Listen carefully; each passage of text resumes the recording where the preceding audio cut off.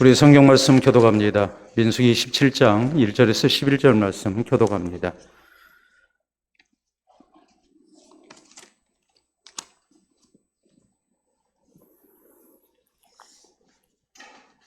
민수기 17장 1절에서 11절 말씀 교독하겠습니다.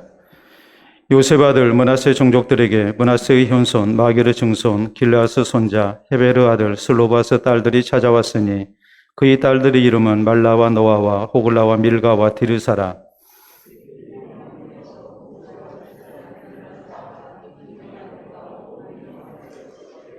우리 아버지가 광야에서 죽었으나 여호와를 거슬러 모인 고라의 무리에 들지 아니하고 자기의 죄로 죽었고 아들이 없나이다.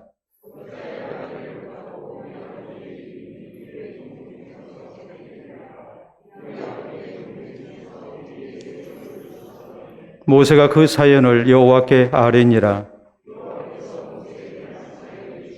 슬로바 딸들의 말이 옳으니 너는 반드시 그들의 아버지의 형제 중에서 그들에게 기업을 주어 받게 하되 그들의 아버지의 기업을 그들에게 돌릴지니라.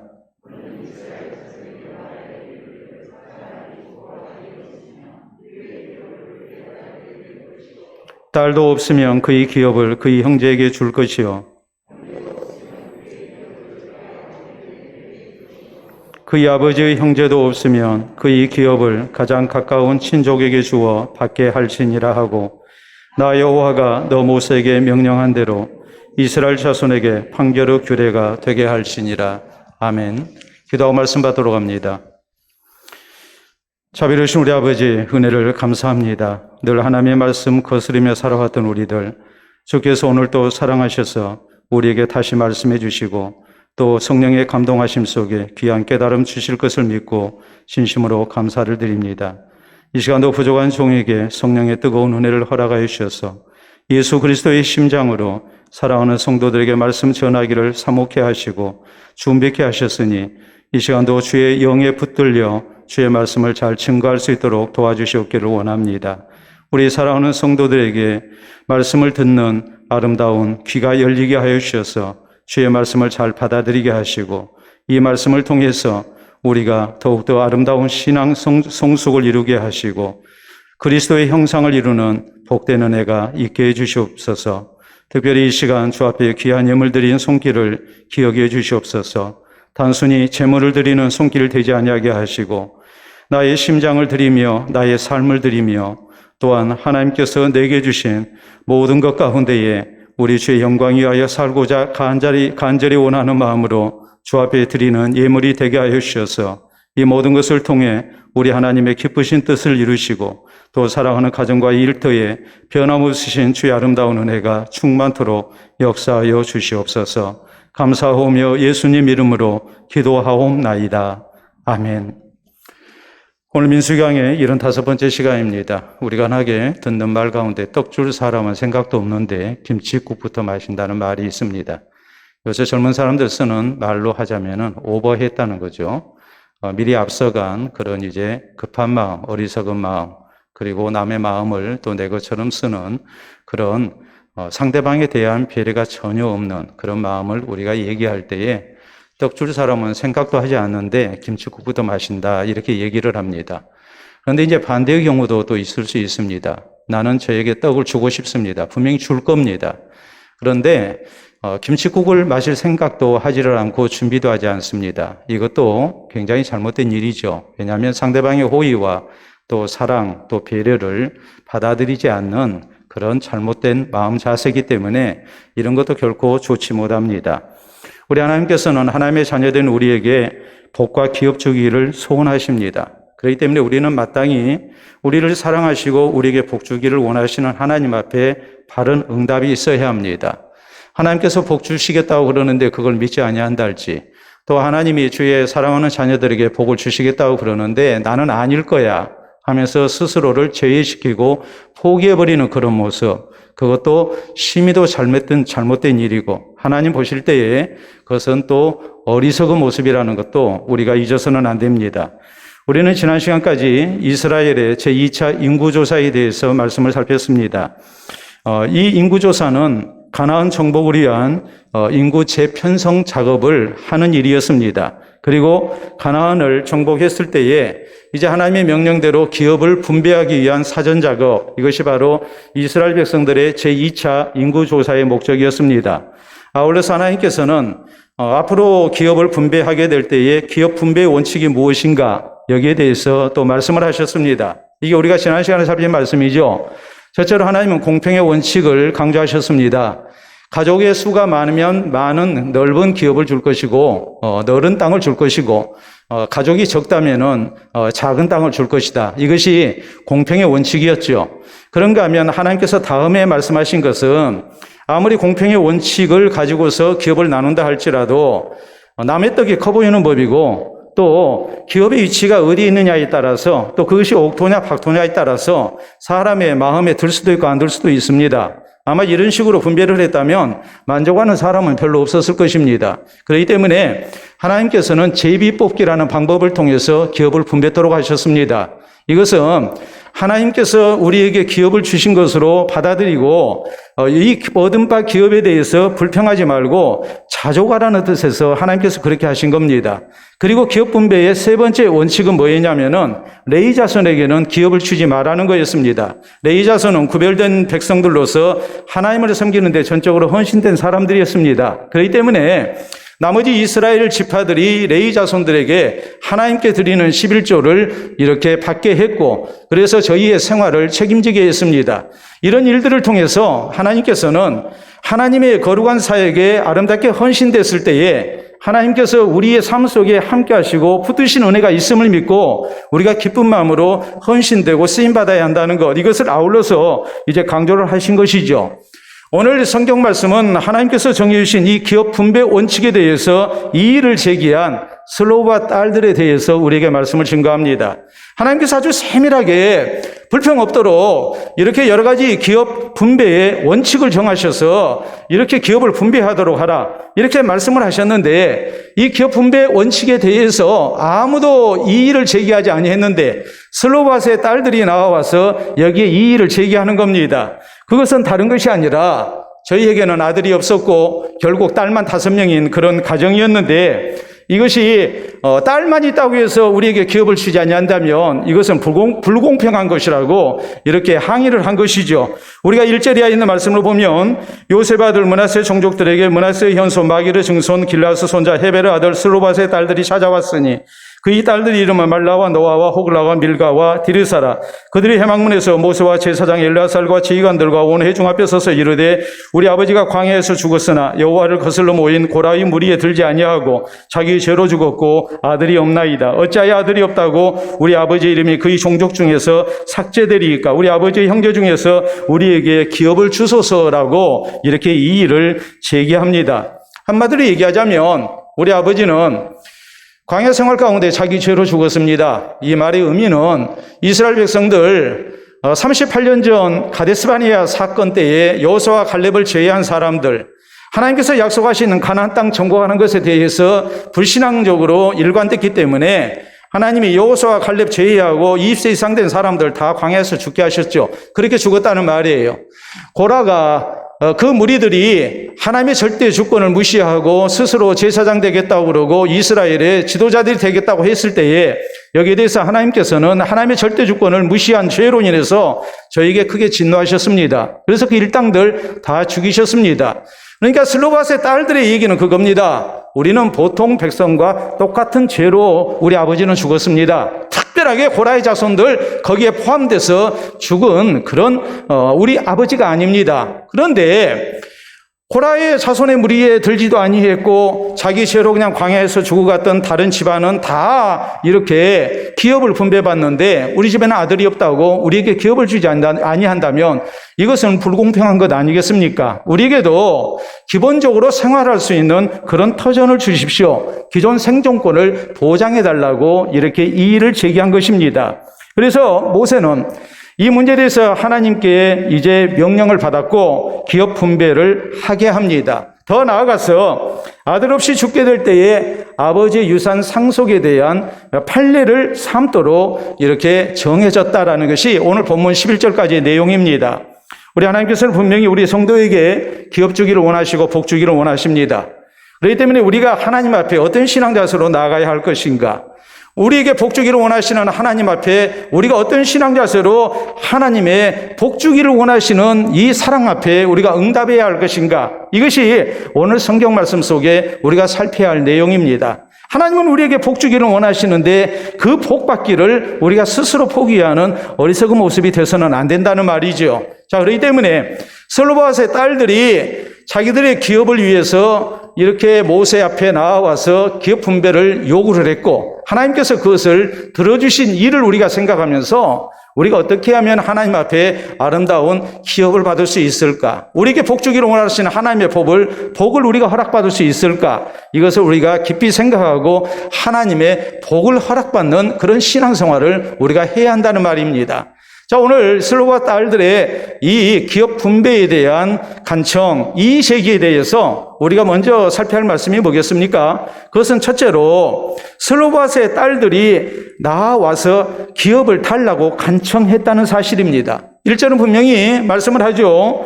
요셉의 아들 므낫세의 종족들에게 므낫세의 현손 마길의 증손 길라스 손자 헤베르 아들 슬로바스의 딸들이 찾아왔으니 그의 딸들의 이름은 말라와 노아와 호글라와 밀가와 디르사라 그랬고 2절에 그들이 회막문에서 모세와 제사장 엘라살과 지휘관들과 온 회중 앞에 서서 이르되라고 이렇게 말씀이 나와 있죠. 자, 모두가 기업을 분배받았는데 우리 집은 분배를 받지 못했습니다. 그러면 이 문제를 놓고 생각하기를 억울하다. 그럴 수가 있느냐. 분해하면서 그러면서 자기들끼리 딸 5이 모여가지고 지도자들을 욕하고 하나님 앞에 불공평하다고 그렇게 불평을 터뜨리고 했느냐. 그렇게 하지 않았습니다.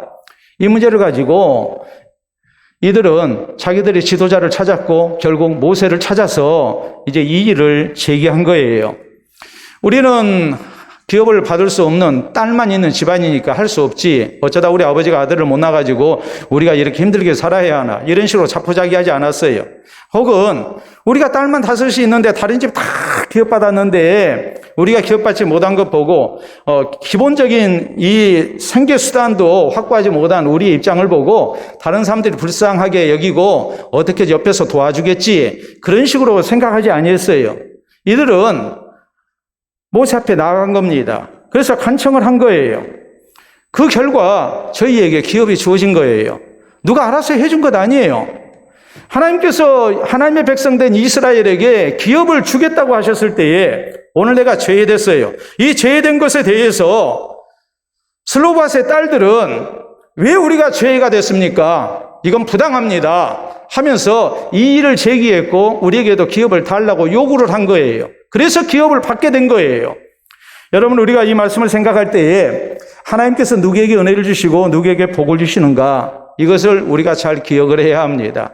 하나님은 구하는 자에게 허락하시는 주님이십니다. 우리가 시편 81편 10절 11절에 보면 하나님께서 그런 말씀을 하시죠. 나는 너희를 애굽 땅에서 인도해낸 여호와로라.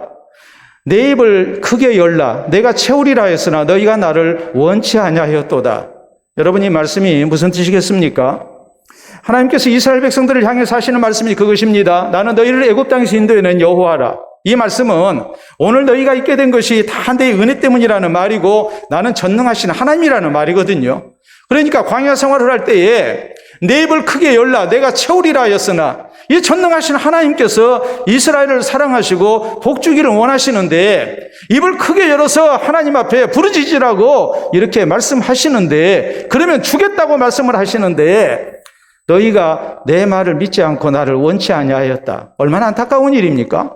그러니까 하나님께서 복을 주실 수가 없죠. 우리 예수께서는 마태복음 7장에 구하라 찾으라 문을 두드리라 말씀하시고 구하는 자가 얻게 될 것이고 찾는 자에게 찾아질 것이고 문을 두드리는 이에게 열릴 것이라 말씀하십니다. 그리고 더 이어서 이런 말씀을 하십니다. 너희 중도가 아들이 떡을 달라는데 뱀을 줄 자가 있겠으며 생선을 달라는데 뱀을 줄 자가 있겠느냐? 떡을 달라는데 돌을 줄 자가 있겠으며 생선을 달라는데 뱀을 줄 자가 있겠느냐? 너희가 한 자라도 자식에게 좋은 것을 줄 줄 알거든 하물며 하늘에 계신 너희 아버지께서 구하는 자에게 좋은 것으로 주시지 않겠느냐? 이렇게 말씀을 하십니다. 우리가 하나님 앞에 기도하면 하나님께서 분명히 거기에 아름다운 응답을 허락하신다는 말씀이에요. 기도하라는 말이에요. 누가복음 11장에 그런 말씀이 나와요. 예수님께서 새벽 시간에 해가 뜨기 전에 한적한 곳에 가서 기도하고 오십니다. 그 모습을 제자들이 봤습니다. 우리가 전후 문맥을 생각해 보면 우리가 만약에 예수님이 제자라면 그 상황에서 우리도 충분히 그랬을 것 같아요. 예수님 보시니까 우리하고 똑같거든요.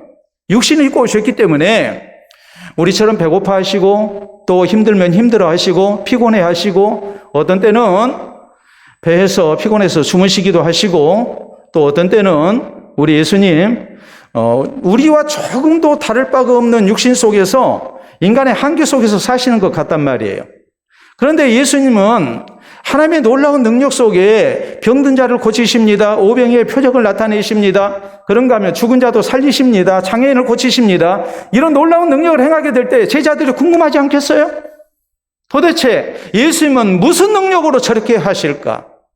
예수님의 일거수일투족을 제자들이 눈여겨보았다는 것이 우리가 충분히 생각할 수 있는 부분입니다.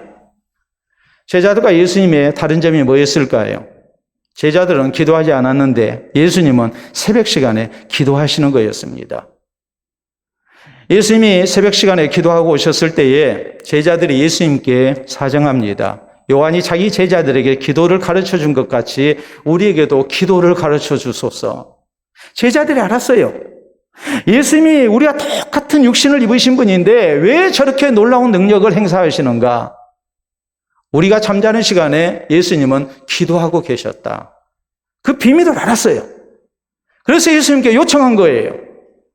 그래서 예수님께서 너희는 이렇게 기도하라. 하늘에 계신 우리 아버지의 이름이 거룩히 여김을 받으시오며 나라 임하오시며 하면서 주기도문을 가르쳐 주십니다.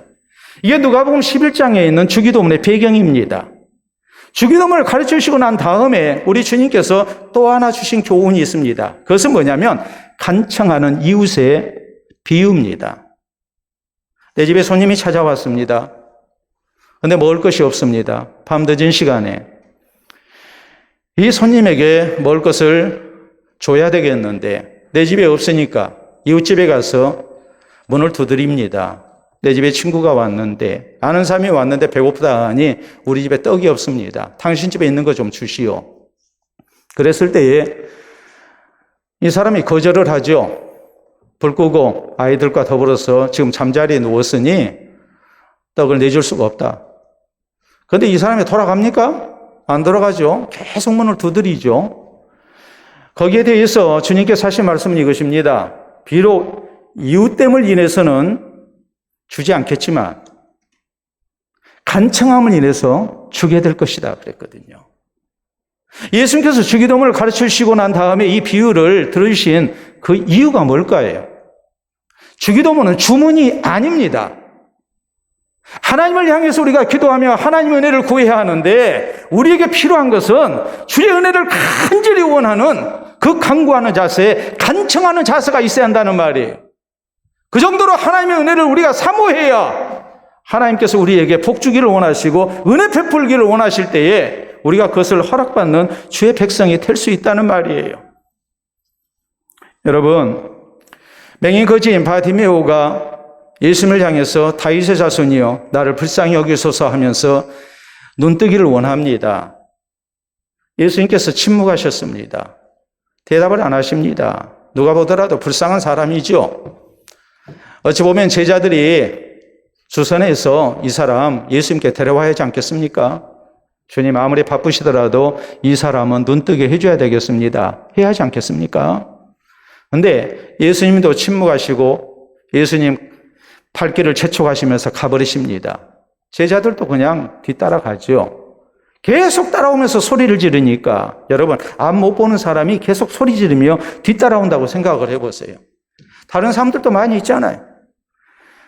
그러니까 결국 제자들이 참지를 못하고 조용히 하라고 그럽니다. 예수님 하시는 것을 보니까 이 사람 고쳐주실 마음이 없습니다. 그러니까 예수님의 마음을 잊고 바디메오에게 조용히 하라고 그러죠. 시끄럽다고 그러죠. 근데 바디메오가 포기합니까? 더 소리를 지릅니다. 그랬을 때 결국 예수님께서 바디메오를 부르시고 저의 신앙을 확인하시고 난 다음에 그의 눈을 뜨게 해주십니다. 하나님의 은혜라는 것이 가만히 있는 사람에게 주어진 것이 아니라 간청하는 사람에게 주어진다는 것을 말씀하고 있는 겁니다. 우리 옛말에도 그런 말이 있지 않습니까? 우는 아기에게 젖 먹이는 것이지, 아기가 울지 않고 있으면 모든 것에 만족한다 생각하고 그 아기에게 젖을 물리는 법이 없습니다. 우리가 구해야만이 얻을 수가 있음을 말씀하고 있는 거예요. 여러분, 사진 하나 보도록 합니다. 여러분, 우리가 흔하게 볼 수 있는 사진이죠. 자, 큰 학새가 새끼에게 먹이를 주는 것. 저런 사진, 큰 학새뿐만이 아니고, 어미새가 새끼를 기를 때에 저런 모습은 우리가 흔하게 볼 수 있는 거잖아요. 저기는 아주 중요한 원칙이 있어요. 새들의 입은 안이 다 붉은색이에요. 붉은색인 이유가 있어요. 그 붉은색이 정열을 뜻하고 어미로 하여금 모성애가 발동되게 하는 색깔이에요. 그러니까 새의 입안은 다 붉은색이에요. 붉은색인데 저 새들이 입을 쩍 벌리고 있어야 어미가 줍니다. 입 안 벌리면 절대 안 줍니다. 여러분, 이것이 하나님께서 자연계의 생존의 법칙으로 정해놓으신 거예요. 우리도 하나님의 은혜에 대해서 입을 벌려야 한단 말이에요. 우리 입을 크게 열어야 한단 말이에요. 하나님의 은혜를 우리가 구해야 한단 말이에요. 그래서 신앙경은 이렇게 말합니다. 기도에 무릎을 꿇으면 하늘문이 열린다. 기도하면 신비한 섭리가 일어난다. 기도하면 누군가 천사가 되어 아름다운 손길로 도와준다. 기도하면 문제가 작아진다. 이 세상에는 단 하나의 빈곤이 있을 뿐이다. 그것은 바로 기도의 빈곤이다. 이게 기도에 대해서 교훈하는 격언들입니다. 여러분, 우리 성도에게도 마찬가지입니다. 우리가 기도에 빈곤하다면 결국 그것은 우리에게 영적인 가난을 가져올 뿐이고 또 우리의 삶 속에 가난만 찾아올 뿐입니다. 우리가 하나님께서 베푸시는 영육간의 풍성한 은혜를 누리기를 원한다면 우리는 간절한 마음으로 하나님의 은혜를 구해야 하고 복을 구해야 합니다. 하나님 앞에 우리의 딱한 사정을 고백하며 주의 은혜를 사모하는 성도가 되어야 됩니다. 그래서 시편 107편에 있는 말씀대로 사모하는 영혼을 만족시켜 주시는 주의 은혜를 우리 모두가 허락받을 수 있기를 바랍니다. 두 번째로, 솔과 쌀들의 이런 간청에 모세가 이것을 어떻게 해결했는가 하는 거예요. 자, 5절 이하 말씀 봅니다. 모세가 그 사연을 여호와께 아뢰니라. 그리고 6절 이하에 여호와께서 모세에게 말씀하여 이르시되 슬로와 딸들의 말이 옳으니 너는 반드시 그들 아버지 형제 중에서 그들에게 기업을 주어 받게 하되 그들 아버지의 기업을 그들에게 돌릴지니라. 이렇게 말씀을 하시죠. 여기 있는 말씀을 보면 모세가 임의로 결정하지 않았습니다. 혹은 기업 분배 책임을 맡은 지도자들과 상의해서 결정하지 않았습니다. 대제사장과 또 지파의 지도자를 모아가지고 이제 긴급 회의를 열어서 지금 생각해 보니까 슬로와 딸들이 이렇게 아들이 없이 딸만 5이어서 기업 분배를 받지 못했는데 이거 우리가 잘못한 것 같다. 참 딱하지 않느냐. 그러니까 우리가 어떻게 해서든지 기업을 마련해 주자. 그런 식으로 결정하지 않았어요. 왜요? 기업 분배에 대한 명령은 누가 내린 겁니까? 하나님이 내리신 거거든요. 그러니까 모세는 올건하지 않았어요. 올건하지 않고 뭐 했습니까? 하나님, 우리가 예상치 못한 이런 문제가 생겼습니다. 슬로바 딸들의 말을 들어보니까 기업 분배를 우리가 해야 되겠는데 하나님의 뜻은 어디에 있습니까? 하나님께서 슬로바 딸들의 말이 옳다. 그러면서 저희에게도 기업을 나눠주라고 말씀을 합니다. 그래서 모세는 그대로 순종을 해요. 그래서 슬로바 딸들의 기업이 분배가 됐어요. 우리에게 주시는 교훈은 바로 이것입니다. 우리가 모든 일에 하나님의 지혜를 구하고 하나님의 뜻을 먼저 구해야 한다는 사실이에요. 하나님의 도움을 우리가 청하는 자세가 늘 있어야 한다는 말이에요. 그럴 때 하나님께서 우리 가운데 베푸시는 은혜가 나타나요. 우리가 임의로 마음대로 결정하는 그런 모습이 있어서는 안 된다는 말이에요. 우리가 여호수아서 9장에 보면 그런 말씀이 나오잖아요. 이스라엘 백성들이 가나안 정복에 나서서 가나안 원주민들을 이렇게 격파하고 이제 저희를 진멸합니다. 그런데 기브온 거민들이 꾀를 냈습니다. 이제까지 보니까 인근에 있는 원주민들이 이스라엘 백성들 대적하다가 다 죽었거든요. 우리도 똑같아요. 다 죽게 될 거예요. 죽을 줄 알면서 가만히 있는 그런 사람이 어디 있겠습니까? 그러니까 이 사람들이 꾀를 내가지고 자기들 가운데 사람을 보내서 헌 옷을 입히고 헌 신발을 신기고 그리고 또 곰팡이난 떡을 이렇게 소집해 해서 아주 멀리서 온 것처럼 그렇게 가장을 해가지고 이스라엘 백성들을 찾아가게 하죠. 이스라엘 백성들 찾아가서 얘기합니다. 우리는 멀리서 왔습니다. 당신들에 대한 소문을 듣고 당신들과 우리가 화친하고 잘 지내기 위해서 왔습니다. 그랬거든요. 여호수아와 이스라엘 지도자들이 딱 보니까 뭔가 좀 냄새가 나고 수상해요. 멀리서 왔다고 그러는데 하나님께서 진멸하라신 가나안 원주민이 아닌가 하는 의심이 들었어요. 그럼 여러분 그 상황이면 어떻게 해야 되겠어요? 하나님께 여쭤봐야 하거든요. 하나님, 저 사람들이 지금 거짓말을 하는 것 같은데 우리가 진실을 알 수가 없습니다. 하나님 어떻게 할까요? 그렇게 물었으면 얼마나 좋았겠어요. 근데 그렇게 묻지를 않죠. 그리고 섣불리 저들과 여호와의 이름으로 화친하고 맙니다. 조약을 맺었습니다. 평화조약을 맺은 거죠. 사흘 지나고 나서 저들 사는 곳을 방문해 보니까 하나님께서 멸하라 하신 가나안 원주민이었습니다. 그렇게 잘못된 거죠. 근데 성경은 여호수아서 9장 14절에 이 대목을 이렇게 기록을 했습니다. 저희가 여호와께 묻지 아니하고 결정했다.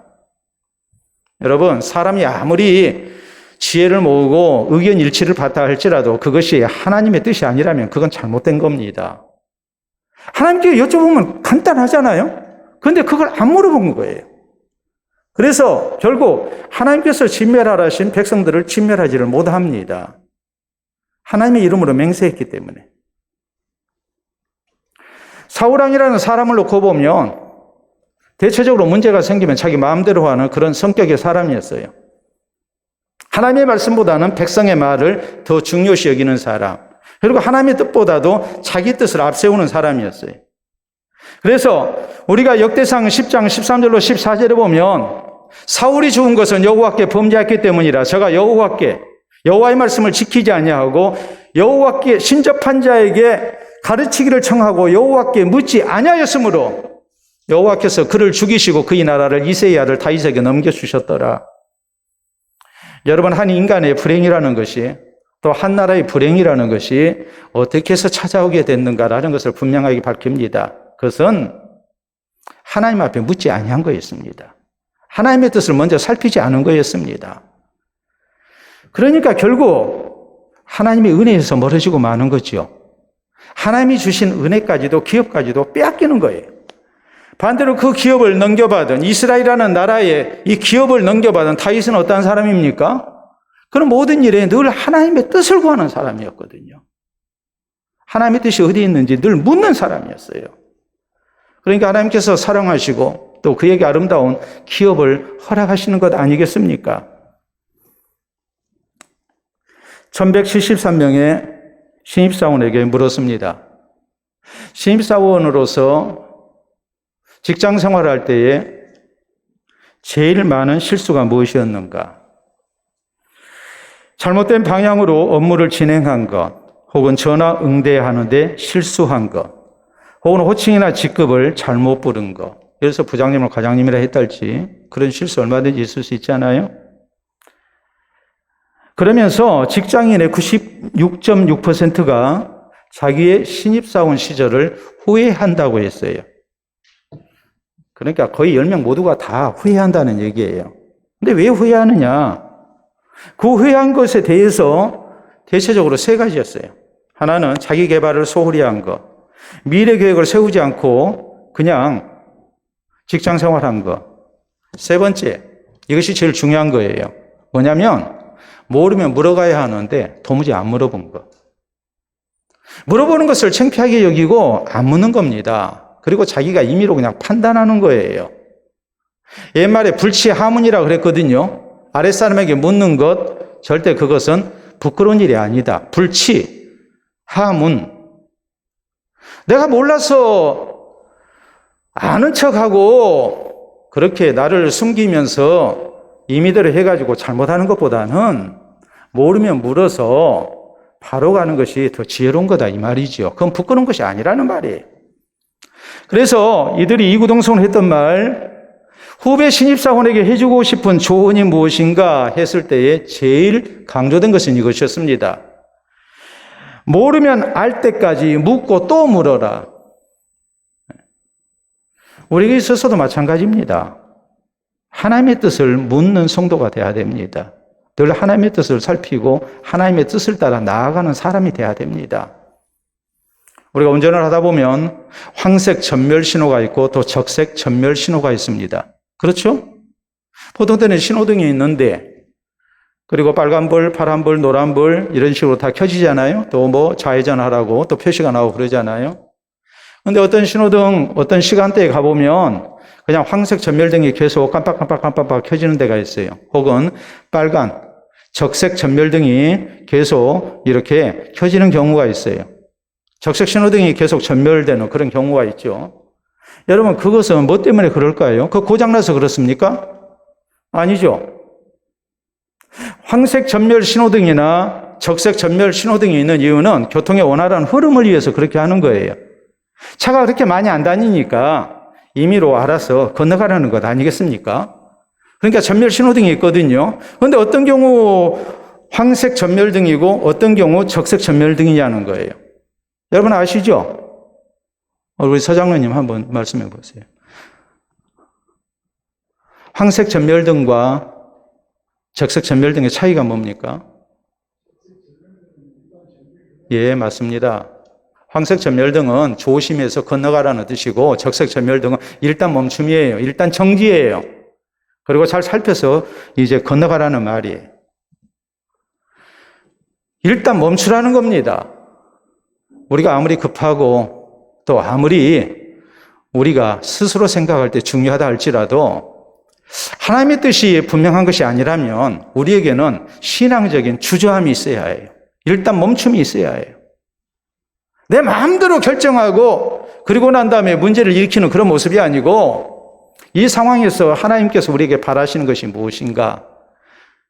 모세가 지난 40년 동안 이스라엘을 이끌어온 사람입니다. 이런 모세가 어찌 보면 굉장히 하찮은 문제잖아요? 슬로브와 딸들, 아들 없이 딸만 다섯인 집안, 우리에게도 기본 생존권을 보장해달라. 이렇게 요구했을 때에 그것이 앞뒤가 딱 맞는 얘기잖아요.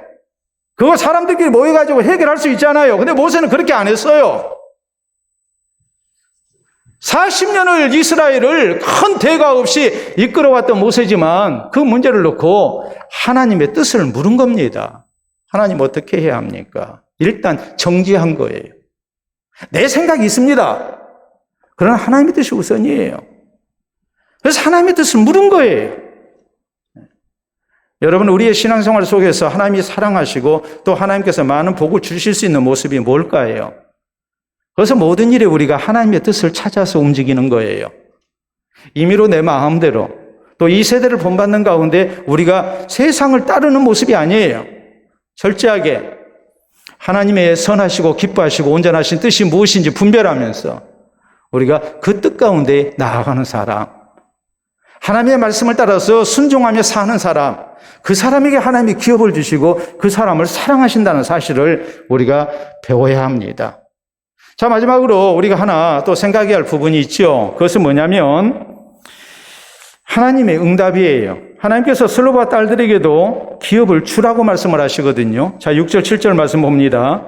여호와께서 모세에게 말씀하여 이르시되 슬로바 딸들의 말이 옳으니 너는 반드시 그들 아버지의 형제 중에서 그들에게 기업을 주어 받게 하되 그들 아버지의 기업을 그들에게 돌릴지니라. 8절이야. 너는 이스라엘 자손에게 말하여 이르기를 사람이 죽고 아들이 없으면 그의 기업을 그의 딸에게 돌릴 것이요 딸도 없으면 그의 기업을 그의 형제에게 줄 것이요 형제도 없으면 그의 기업을 그의 아버지의 형제에게 줄 것이요 그의 아버지의 형제도 없으면 그의 기업을 가장 가까운 친족에게 주어 받게 할지니라 하고 나 여호와가 너 모세에게 명령한 대로 이스라엘 자손에게 판결의 규례가 되게 하라고 이렇게 말씀하십니다. 우리 하나님께서는 한마디로 이스라엘의 모든 가정이 하나님이 주시는 기업을 받도록 해야 한다고 말씀을 하세요. 아들이 없이 딸만 있는 경우 딸들이 기업 상속 권리자가 된다고, 유산을 상속받도록 하라고 이렇게 말씀을 하시죠. 그 영적인 의미가 뭐겠어요? 첫째는 예수 그리스도 안에서 모두에게 차별 없이 구원의 은혜, 하늘 기업이 주어진다는 것을 말씀하는 거예요. 두 번째, 이것은 또 무엇을 말씀하느냐? 하나님은 나에게 복 주기를 원하세요. 그런데 나는 이래서 안 되고 나는 저래서 안 되고 이런 식으로 스스로를 죄의시키는 어리석음이 있어서는 안 된다는 말이에요. 어찌 보면 슬로바스의 딸들이 기업 분배를 받지 못했는데 주변에 있는 사람들이 저희의 처지를 염려해 주지 아니하고 또 대신 강구해 주지 아니했다는 것을 보면 얼마나 사람들의 인심이라는 것이 또 이기적인가라는 것을 우리가 짐작할 수 있어요. 안타까운 일이죠. 주변 사람들이 먼저 서둘러서 저 집은 딸만 5인데 저들도 먹고 살아야 하지 않겠습니까? 우리만 이렇게 기업을 받는 것이 참 겸연쩍습니다. 민망스럽습니다.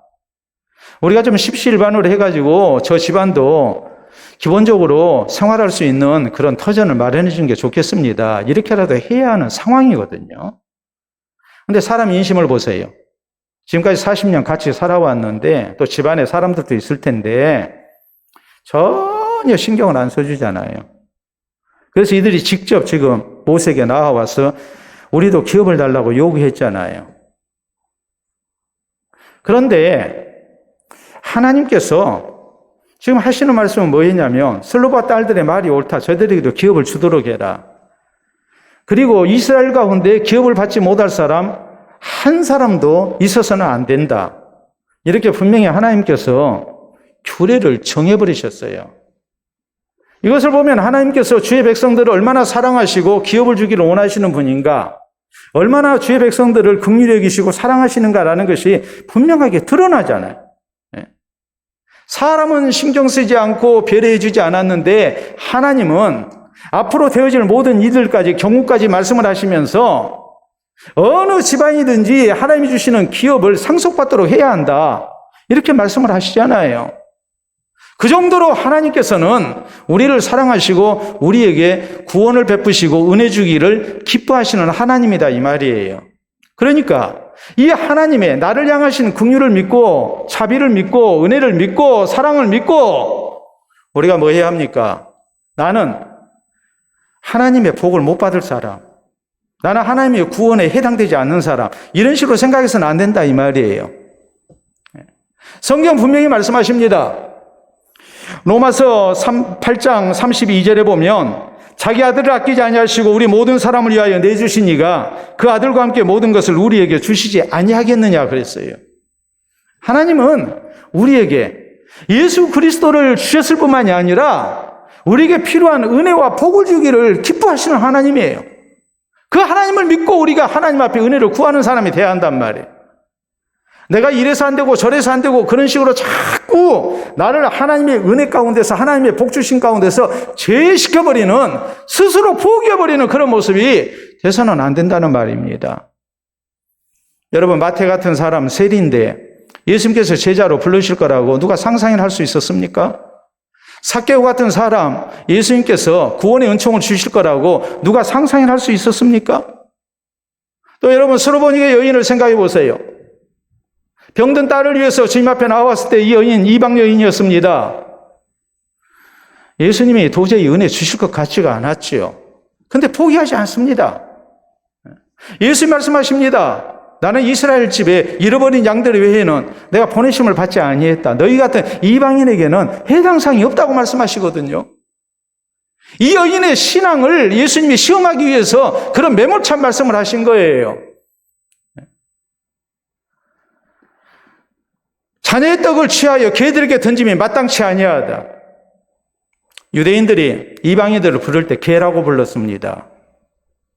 얼마나 모욕적인 언사입니까? 자녀의 떡을 취하여 개들에게 던짐이 마땅치 아니하다. 그런데 여인이 뭐라고 말합니까? 주여 올소이다마는 개들도 주인의 상에서 떨어지는 부스러기는 얻어먹지 않습니까? 내가 무슨 큰 떡을 달라고 하는 게 아닙니다. 주의 자비 속에서, 긍휼 속에서 부스러기 은혜라도 주시면 안 되겠습니까? 그때 예수님께서 하시는 말씀은 이것이었습니다. 이 여인의 믿음이 크도다. 가라, 내 믿은 대로 될지어다. 우리 주님이 은혜 베풀기를 거절하시는 사람 없다는 말이에요. 문제는 우리에게 달려있다는 말이에요. 여러분, 한번 사진 한번 보도록 합니다. 관절 건강 및 면역에 도움. 정관장 6년근. 많이 보셨죠? 근데 눈 좋으신 분들 가운데 있는 거 한번 읽어볼까요? 정관장, 홍삼 함유, 반려동물 건강식. 다음 사진 볼까요? 홍삼과 신선한 연어. 하여튼 개팔자가 상팔자입니다. 요새는 반려견도 저렇게 키우네요. 돈 많아서 저렇게 키울까요? 반려견 키우시는데 저렇게 홍삼과 신선한 연어가 들어간 거 혹은 정관장 6년 3이 들어간 그런 간식 안 먹이시는 분들은 좀 회개하셔야 합니다. 그러잖아요. 사람도 못 먹는 것을 개한테 주잖아요. 왜 그럴까요? 돈이 많아서 그럴까요? 제가 생각을 해봤어요. 저 주인은 간식으로 저렇게 연어와 혹은 저렇게 홍삼 이런 거 들어간 거 먹을까? 주인은 못 먹어도 개는 먹여요, 지금. 돈이 많아서 그런 거 아니잖아요. 왜 그럴까요? 반려견을 사랑하니까. 사랑해서 그런 거예요. 우리 주님께서는 나를 사랑하셔서 예수님을 십자가에 내주셨습니다. 근데 다른 것을 우리에게 주시지 않겠습니까? 주님이 나를 사랑하시지 않겠습니까? 히브리서 4장 16절은 우리에게 말씀합니다. 그러므로 우리가 긍휼하심을 받고 때를 따라 돕는 은혜를 얻기 위하여 은혜의 보호자 앞에 담대히 나아갈 것이니라. 주님이 우리를 긍휼히 여기시기 때문에 우리가 주님 앞에 담대히 나가야 한다. 내가 면목 없지만 주의 은혜를 구하며 내가 주님 앞에 나아가 간청하며 내 입을 크게 열면 주님은 분명히 거기 아름다운 응답으로 채워주실 것이다. 그 믿음을 가지고 우리가 주님을 찾는 성도가 되어야 됩니다. 나를 스스로 하나님의 은혜의 대상에서 제외시켜버리는 그런 어리석은 모습이 있어서는 안 됩니다. 정말 주님께서 나를 사랑하심을 믿고 주의 은혜를 믿음으로 구할 줄 아는 우리 모두가 될 수 있기를 바랍니다. 여러분 지금이야 주로 이제 카드를 사용하다 보니까 동전을 우리가 보기가 쉽지가 않고 또 지폐 사용하는 것도 쉽지가 않습니다. 그래서 여러분 교회를 담임하는 목사로서 이렇게 사랑의 저금통 밥그릇을 이제 여러분에게 이렇게 나눠드리고 여기에 동참하자고 했을 때 참여율이 해마다 점점 떨어져요. 근데 이제 얘기는 한 가지거든요. 왜냐하면 현금 사용을 별로 하지 않기 때문에 그렇습니다. 그게 사실이에요. 그러니까 우리가 특별하게 마음을 쓰지 아니하면 우리 이웃을 위한 배려, 이것을 우리가 하지 아니하면 우리가 이웃을 도울 수가 없어요. 가난한 배고픈 사람들, 지구촌의 어려운 사람들 우리가 조금이나마 도와줄 수가 없어요. 그런데 요새는 어떻게 된 것인지 이제 그렇습니다. 10원짜리 떨어지면 죽을까요? 안 죽을까요? 안 죽어요. 근데 저는 줍습니다. 그리고 밥통에 넣어요. 저금통에. 왜냐하면 동전 구하는 것이 힘드니까. 그런데요. 하수구에 돈이 빠졌습니다. 10원짜리, 100원짜리가 빠지면 수수방관한답니다. 지금 사자성어로 지금 말씀을 드리는 거예요. 수수방관. 그러겠죠? 하수구에 10원짜리, 100원짜리 떨어졌는데 그거 기어이 꺼내려고 하는 사람 있습니까? 안 할 거예요. 수수방관. 그런데 500원짜리가 떨어지면 어떻게 해야 할까? 역시 사자성어입니다. 자포자기. 500원도 그냥 포기한대요. 근데 1000원짜리가 빠졌어요. 그러면 우왕좌왕한대요. 자, 5000원짜리가 빠졌어요. 그러면 안절부절합니다. 이번에는 10,000원짜리가 빠졌습니다. 그러면 이판사판입니다. 10,000원짜리 포기하겠습니까?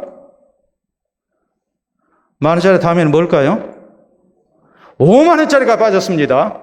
그럼 어떻게 할까요? 사자성어로 사생결단한답니다. 여러분 그 돈 10,000원짜리 50,000원짜리도 우리한테 그렇게 큰 돈이고 우리가 포기할 수 없는 돈인데 우리가 세상을 살아가는 데 있어서 하나님의 은혜, 하나님의 복이라는 것, 하나님의 기업이라는 것은 얼마나 소중하고 큰 것입니까? 우리가 쉽사리 포기해서는 안 될 참으로 아름다운 것입니다. 하나님의 백성된 우리는 하나님께서 우리와 함께 하시고 우리의 기도에 응답하시고 우리에게 주시는 복이, 영육간의 복이라는 것이 얼마나 소중하고 필요하고 또 우리에게 세상 그 무엇과도 바꿀 수 없는 은혜로운 하늘의 은총이라는 것을 우리는 믿는 사람들이에요. 근데 우리는 세상에 이만한 것 쉽게 포기하지 못하면서 이 하나님의 놀라우신 복, 그 무엇과도 바꿀 수 없는 복에 대해서는, 하나님의 기업에 대해서는 우리가 그냥 쉽게 그냥 포기하는 어리석임이 있어요. 오늘 솔로바스의 딸들을 우리가 생각하면서 우리에게 이런 신앙의 자세가 있어야 해요. 하나님의 은혜와 복에 대한 우리의 신앙 자세와 태도가 바뀌어야 해요. 왜냐하면 어떤 자세, 어떤 태도를 가졌느냐에 따라서 그 결과가 결정되기 때문에 그래요. 하나님께서 자녀된 우리에게 복 주기를 원하시고 은혜 주기를 원하신다는 사실을 알고 우리는 늘 하나님 앞에 이 은혜를 사모하고 구하는 사람이 되어야 됩니다. 기도하며 사는 사람이 되어야 됩니다. 모든 일에 하나님의 뜻과 지혜와 도움을 구할 줄 아는 사람이 되어야 됩니다. 그리고 나를 향하신 이 하나님의 사랑, 긍휼을 믿고 우리가 스스로를 포기하는 사람, 차별하는 사람이 돼서는 안 됩니다. 그래서 하나님께서 사랑해 주시고 응답해 주시는 가운데 또 하나님 주신 아름다운 기업을 얻고 하나님 앞에 감사와 기쁨을 누리면서 또 우리의 자손들에게 이 하나님의 기업을 상속하는 우리 모두가 될 수 있기를 바랍니다. 우리 함께 기도합니다. 오늘 주신 말씀 생각하면서 나는 하나님의 은혜와 복에 대하여 과연 어떤 자세를 가지고 신앙생활하는 사람인지, 하나님 앞에 기도 없이 사는 사람, 또 하나님의 은혜와 복을 사모하지 않고 사는 사람, 나 스스로를 포기하면서 하나님의 뜻과 상관없이 살고 있는 내 모습은 아닌지 우리 자신을 다시 한번 돌아보며 하나님의 은혜와 복을 받기에 합당한 사람으로 살겠노라고 우리 모두 다짐할 수 있기를 바랍니다.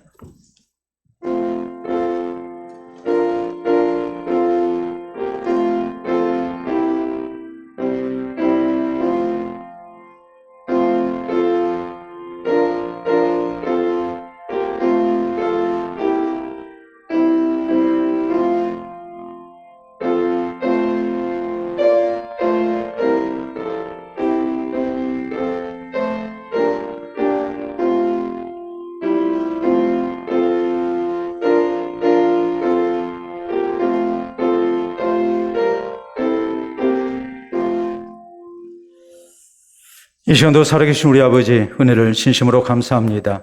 허락하신 말씀을 통하여 주께서 우리를 얼마나 사랑하시고 또 우리에게 복 주기를 원하시는 주님이신지 우리가 다시 한번 깨닫게 하시며 또 이 하나님을 향해 간구하는 입술로 또 주의 은혜를 사모하는 백성들로 살 것을 다짐토록 은혜 주시니 참으로 감사합니다. 늘 하나님을 향한 기도와 하나님의 뜻을 분별하여 사는 아름다운 신앙생활을 통하여 주께서 더욱 사랑하시고 아끼시며 선한 길로 인도해 주시는 은혜가 우리에게 있기를 원합니다. 나를 향하신 하나님의 사랑과 자비와 긍휼을 믿고 우리가 다 함대히 하나님 앞에 예수 그리스도의 이름으로 나아가 믿음으로 간구할 수 있기를 원합니다. 그래서 우리 주께서 주의 사랑하는 성도들과 그 모든 길 가운데 같이 하시고 또 하나님의 선한 길로 인도해 주시오며 필요한 은혜를 채워주시고 하늘의 기업과 땅의 기업을 허락하여 주셔서 우리가 주의 분복을 누리며 우리의 자손들에게 하나님의 기업을 상속하는 믿음의 조상들이 다 될 수 있도록 인도하여 주시옵소서. 우리 사랑하는 성도들이 주를 향한 신앙으로 사는 가운데에 우리 하나님께서 각별히 사랑하시고 아끼시는 은혜를 체험하게 하시고 이 주의 복주심을 체험하며 우리 주님을 자랑하며 살아갈 수 있도록 인도하시고 하나님의 풍성하신 은혜를 우리가 누리면서 또 많은 이들을 섬기며 살아가는 복된 백성들 다 되게 하여 주시옵소서. 감사하오며 예수님 이름으로 기도하옵나이다. 아멘.